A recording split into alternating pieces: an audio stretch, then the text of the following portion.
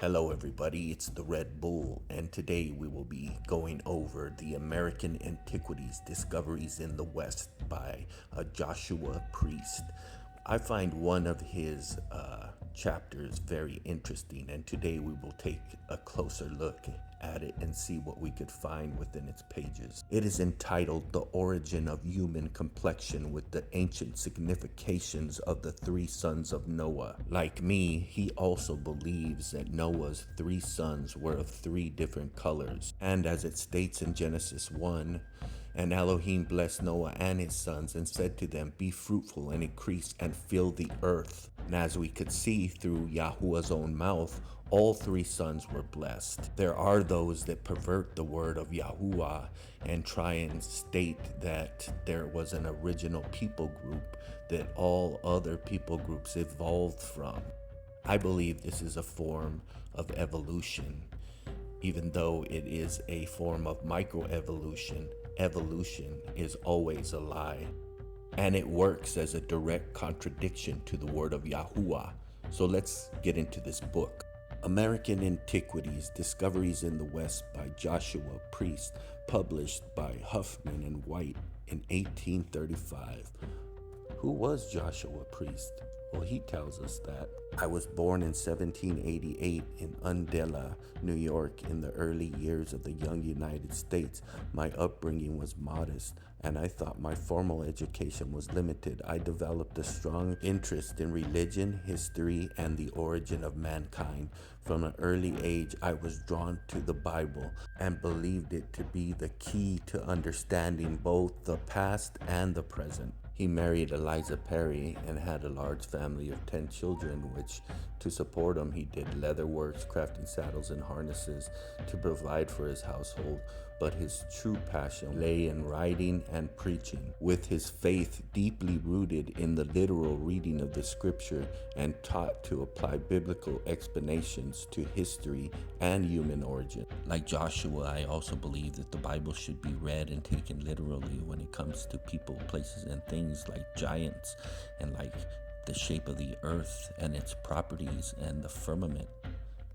But that will have to be a discussion for another time. Back to Joshua.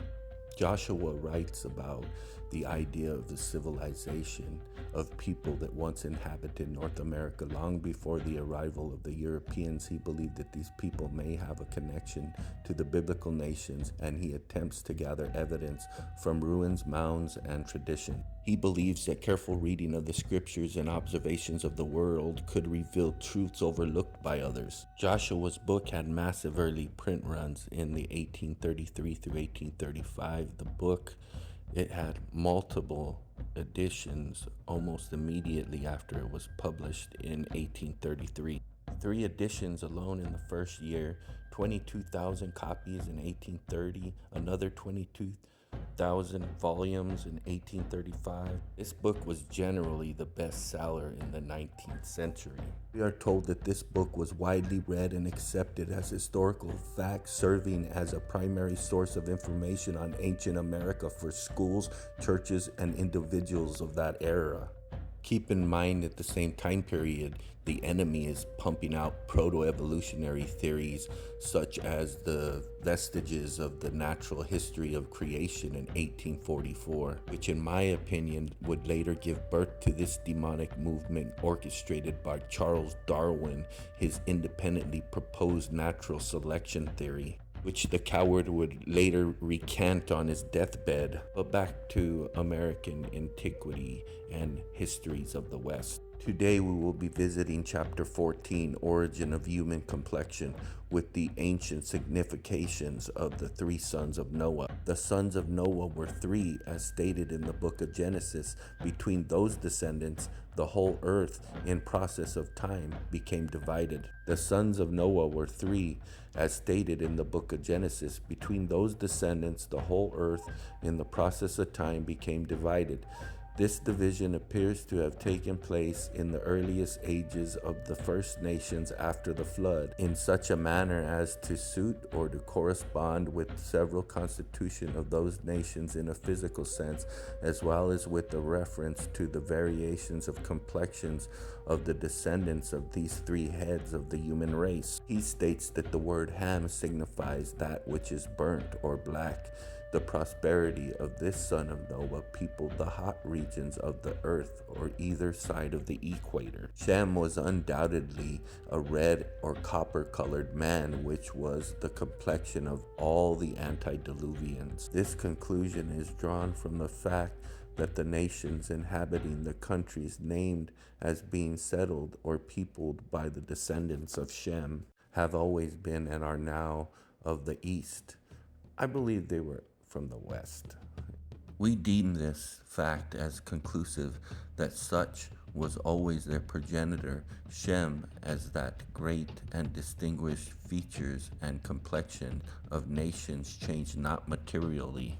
Shem was the father of the Jewish race, who were of the same hue, which was red, varying, it is true, some being of a darker, some being of a lighter shade, arising from secret and undefinable principles placed beyond the research of man, and also the amalgamation by marriage with white and with the darker nations as of Africa. To corroborate our opinions that the antediluvians were of red or copper complexion, we bring in the well-known statement of Josephus that Adam, the first man, was a red man made from red earth, called virgin earth because of its beauty and pureness.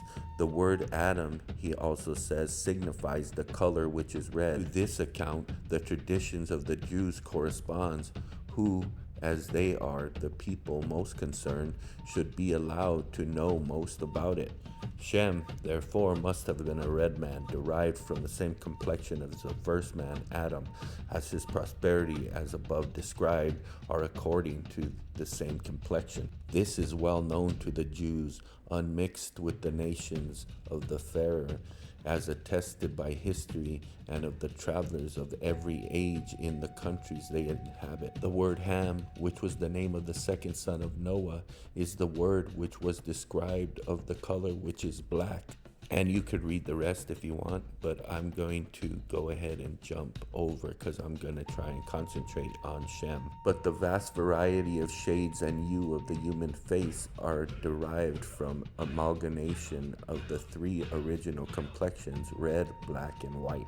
This was the act of God giving to the three persons upon whom the earth's population depended by way of perpetuity such complexions and animal constitutions as should be best suited for several climates, which he intended in the progress of his providence that they should inhabit. The people of these countries inhabited respectively by these heads of the nations, the immediate descendants of Shem, Ham, and Japheth, still retain in full force the ancient prestige, red, white, and black complexions, except where each have intruded upon the other, and become scattered and mingled in some degree over the earth. Accordingly, amongst the African nations in their own proper countries, now and then a colony of whites have fixed their dwelling. Amongst the red nations are found here and there, as in some of the islands of the Pacific, the pure African, and both the black and the red are found amongst the white nation.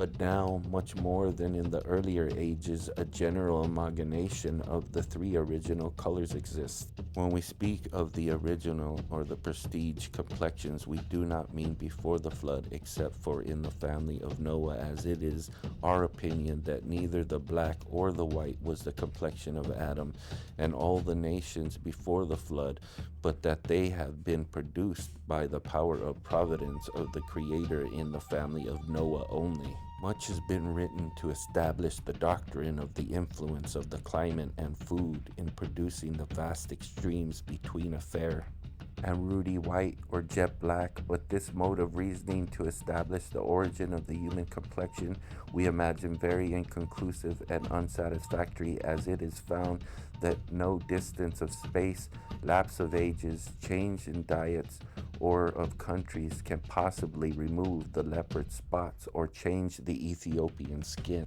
No lapse of age has been known to change a white man and his posterity to the hue and shape of an African, although the hottest rays of the burning climate of Libya may have scorched him ages unnumbered, and its soils have fed him with the roots and berries for an equal length of time. It is granted, however, that the white man with his posterity will tan very dark by the heat of the sun, but it can never alter, as it never has altered, the shape of his face from that which is characteristic of his nation or people, nor the form of his limbs, nor curl his hair, turning it to wool, provided always that the blood is kept pure and unmixed. Power in the decomposition of food by the human stomach does not exist in sufficient force to overturn the deep foundations of causes established in the very germ of the being by the Creator. The circumstance of what a man may eat or where he may chance to breathe cannot derange the economy of the first principle. The main takeaway from this, I believe, is that evolution is a lie, and one people group cannot evolve into another people group. He's basically saying that all three people groups, white, black, and red, were here since the beginning. They're the ones that got off of Noah's ark. He also writes that Shem, according to the commonly received opinion, was the eldest son of Noah, and as the complexion of the child did not differ from that of the other children born before the flood, all of whom are supposed to have had red skin or of copper hue.